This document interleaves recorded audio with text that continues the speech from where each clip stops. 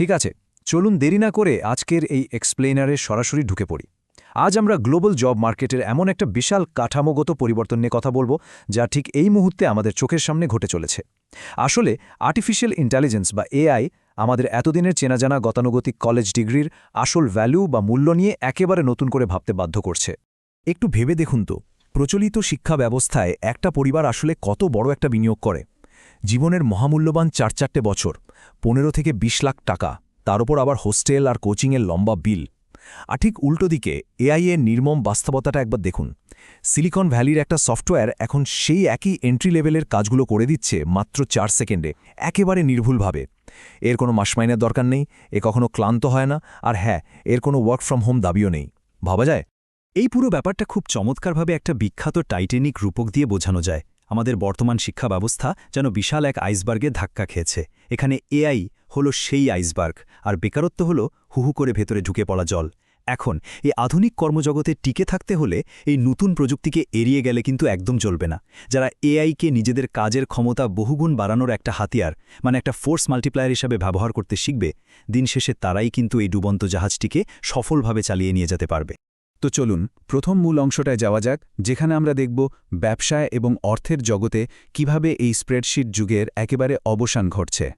এখানে সবচেয়ে চমকে যাওয়ার মতো বিষয়টা হলো, কর্পোরেট জগতে মিডল ম্যানেজমেন্টের স্তরটা কিন্তু খুব দ্রুত ছোট হয়ে আসছে। ওই যে ডেটা এন্ট্রি, প্রেজেন্টেশন বানানো বা স্প্রেডশিটের মতো কাজগুলো, যা আগে এমবিএ বা ফাইন্যান্স গ্র্যাজুয়েটরা ঘন্টার পর ঘন্টা সময় নিয়ে করত, সেটা এখন এআই মাত্র 3 মিনিটে নামিয়ে দিচ্ছে। আর অ্যালগোরিদমের তো কোনো ভয় বা লোভ কাজ করে না, তাই না? এর মানে হলো বিজনেস গ্র্যাজুয়েটদের এখন আর শুধু সংখ্যার হিসাব নিয়ে বসে থাকলে চলবে না। ভবিষ্যতের পৃথিবীতে তাদের আসল ফোকাসটা সরিয়ে আনতে হবে মানুষের সাথে নেগোসিয়েশন, স্ট্র্যাটেজিক লিডারশিপ আর ক্লায়েন্টদের সাথে বিশ্বাস গড়ে তোলার মতো একদম মানসিক জায়গাগুলোতে। এরপর আসছে দ্বিতীয় ভাগ, যোগাযোগ, শিল্প এবং মানবিক শাখা, অর্থাৎ ক্রিয়েটিভ ফিল্ডগুলোতে কিভাবে গতানুগতিক ফর্মুলার মৃত্যু ঘটছে, সেটাই এবার আমরা দেখব।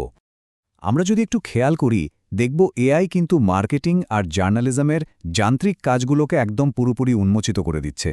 একটা এসইও টেমপ্লেট বানানো হোক বা ইন্টারনেটের খবর কপি পেস্ট করে ব্যাকরণ ঠিক করা, এগুলো এখন একটা লার্জ ল্যাঙ্গুয়েজ মডেল খুব অনায়াসেই করে ফেলতে পারে। কিন্তু আসল খেলাটা শুরু হয় যখন কোনো কর্পোরেট সংকট দেখা দেয়। তখন কি একটা মেশিন মানুষের ক্ষোভ সামলাতে বা বোর্ডরুমের জটিল রাজনীতি বুঝতে পারবে? একদমই না। তার জন্য মানবীয় সহানুভূতিরই প্রয়োজন হবে। ভবিষ্যতের মার্কেটার বা পিআর প্রফেশনালদের সমাজের ওই কালচারাল পালস বা সাংস্কৃতিক নাড়িটা বুঝতে হবে। আর ভিজুয়াল এবং সাহিত্য শিল্পের দিকে তাকালে তো এই রূপান্তরটা আরও চমকপ্রদ লাগে।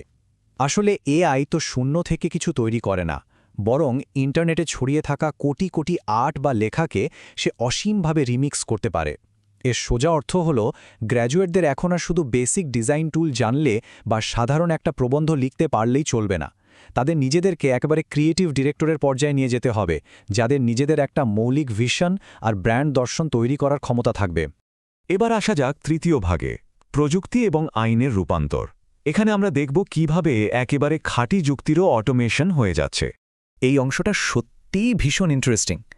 এআই হয়তো চোখের পলকে কোনো কোডের সিনট্যাক্স এরর ঠিক করে দিতে পারে, কিংবা ধরুন 1000 পৃষ্ঠার একটা আইনি চুক্তি, যা আগে স্ক্যান করতে 2 সপ্তাহ লেগে যেত, সেটা মাত্র 2 ঘন্টায় স্ক্যান করে ভুল বের করে ফেলতে পারে। কিন্তু একটা মেশিন কি কোনো ভীতসন্ত্রস্ত ক্লায়েন্টের চোখের দিকে তাকিয়ে তাকে সাহস জোগাতে পারবে? বা বিচারকের সামনে দাঁড়িয়ে ইমোশনাল কোনো দলিলাদি উপস্থাপন করতে পারবে? পারবে না। ঠিক একইভাবে একটা সফটওয়্যার সিস্টেম আসলে কেন তৈরি করা প্রয়োজন, সেই উত্তর এআই দিতে পারে না। তার জন্য একজন মানুষেরই, মানে একজন হিউম্যান সিস্টেম আর্কিটেক্টের প্রয়োজন হবে। তো এত সব দেখার পর আমরা চলে এলাম আমাদের চতুর্থ ভাগে, যেখানে এই ভেঙে পড়া সামাজিক চুক্তিটা নিয়ে আলোচনা করা হয়েছে। বিংশ শতাব্দীর পুরনো ইকুয়েশনটা তো আমরা সবাই জানি, তাই না? একটা নামিদামি বিশ্ববিদ্যালয় থেকে কলেজ ডিগ্রি পেয়ে গেলেই ব্যাস, চাকরির নিশ্চয়তা একদম পকেটে। কিন্তু সত্যি বলতে আমাদের সেই সামাজিক চুক্তিটা এখন পুরোপুরি ভেঙে পড়েছে। এই আধুনিক কর্মক্ষেত্রে শুধুমাত্র একটা কাগজের টুকরো দেখিয়ে প্রাসঙ্গিকতা ধরে রাখার দিন শেষ। 2026 সালের এই নতুন সমীকরণে ডিগ্রির সাথে সাথে নির্দিষ্ট কিছু দক্ষতা, খুব দ্রুত যে কোনো পরিস্থিতিতে মানিয়ে নেওয়ার ক্ষমতা এবং অবশ্যই এআই লিটারেসি, এই সবকিছুর একটা প্যাকেজ থাকা সফলতার জন্য একেবারেই মাস্ট। এবার চলুন পঞ্চম ভাগে, যেখানে এই বদলে যাওয়া পৃথিবীতে টিকে থাকার একেবারে চূড়ান্ত দক্ষতা বা আল্টিমেট স্কিলটা নিয়ে কথা বলা হয়েছে।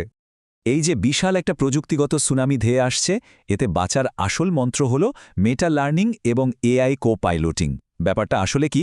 খুব সহজ ভাষায় বললে, যেখানে একটা নির্দিষ্ট রুটিন বা ছক শেষ হয়, ঠিক সেখান থেকেই মানুষের আসল মূল্য শুরু হয়।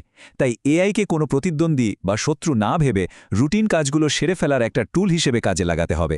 এতে করে মানুষের হাতে যে বিশাল সময়টা বাঁচবে, সেটা দিয়ে সম্পূর্ণ মৌলিক চিন্তা আর জটিল সব সমস্যা সমাধানের দিকে ফোকাস করা যাবে। এখন প্রশ্ন হল, ভবিষ্যতে প্রাসঙ্গিক থাকতে হলে ঠিক কোথায় আমাদের এনার্জিটা দিতে হবে? উত্তরটা লুকিয়ে আছে সেই সব মানবিক বৈশিষ্ট্যের মধ্যে যা কোনো অ্যালগোরিদম চাইলেও নকল করতে পারবে না। যেমন ধরুন, মানুষের প্রতি সহানুভূতি, বোর্ডরুমের ইগো ম্যানেজমেন্ট, নৈতিক বিচারবোধ বা একে অপরের প্রতি বিশ্বাস গড়ে তোলা। এই বিষয়টা কিন্তু আমাদের সামনে খুব চমৎকার একটা রোড ম্যাপ তৈরি করে দেয়। এটা একদম পরিষ্কার করে বুঝিয়ে দেয় যে আগামী দিনে পৃথিবীতে টিকে থাকতে হলে ঠিক কোন জায়গাগুলোতে নিজেদের সবচেয়ে বেশি শান দিতে হবে। একটু ইতিহাসের পাতা উল্টালে আমরা দেখব, যখনই কোনো বড় মাপের প্রযুক্তিগত পরিবর্তন এসছে, শুরুতেই মানুষের মনে একটা মারাত্মক ভয়ের সৃষ্টি হয়েছে। সেটা ওই অষ্টাদশ শতাব্দীর স্টিম ইঞ্জিনই হোক বা বিংশ শতাব্দীর কম্পিউটার আর ইন্টারনেট বিপ্লব। কিন্তু দিন শেষে এটা তাদের জন্যই সফলতার নতুন দরজা খুলে দিয়েছে, যারা ভয় পেয়ে পিছিয়ে যায়নি, বরং নতুন এই বাস্তবতার সাথে নিজেদের খুব দ্রুত মানিয়ে নিয়েছে। এই এক্সপ্লেনারের একেবারে শেষে এসে একটা ভীষণ শক্তিশালী আর ভাবিয়ে তোলার মতো প্রশ্ন আমরা রেখে যেতে চাই। এই আধুনিক অর্থনীতিতে ভবিষ্যৎ কর্মী বাহিনীকে একটা চূড়ান্ত সিদ্ধান্ত নিতেই হবে। তারা কি এআইকে নির্দেশ প্রদানকারী দলে থাকতে চায়, নাকি শুধুই নির্দেশ গ্রহণকারী একটা দলে পরিণত হতে চায়? এই প্রশ্নটা কিন্তু আমাদের প্রত্যেককে নতুন করে ভাবতে শেখাচ্ছে, নিজেদের শিক্ষাকে আপগ্রেড করতে চ্যালেঞ্জ জানাচ্ছে। তো আজকের মতো এখানে শেষ করছি। আশা করছি এই বিশ্লেষণটি বর্তমানের এই প্রযুক্তিগত বাস্তবতা বুঝতে দারুণভাবে সাহায্য করবে।